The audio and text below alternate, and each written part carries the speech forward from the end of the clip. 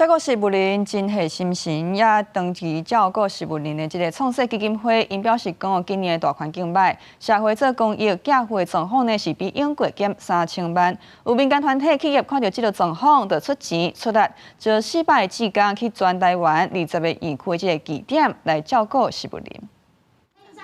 好，来，我们再看一下左边也有。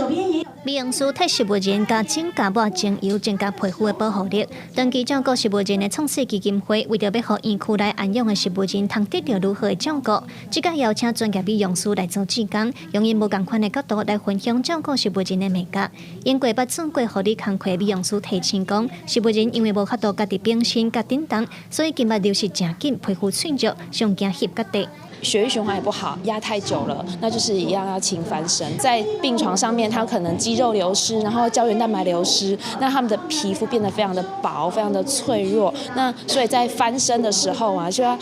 注意一下，说就是要动作要轻柔，那减少一些压力跟压迫。如果家里有一个植物人，有时候真的会拖垮一个家庭哈，所以我们秉着帮一个植物人就是帮助一个家庭哈。那因为就是以目前我们全台来讲，我们服务的对象，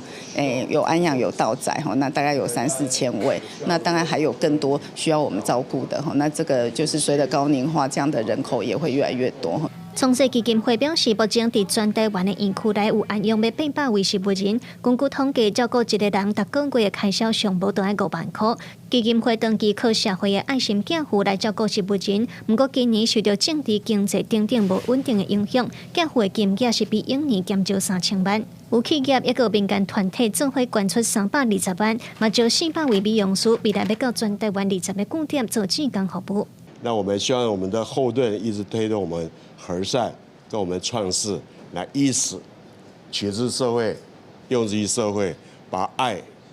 大大的传出去。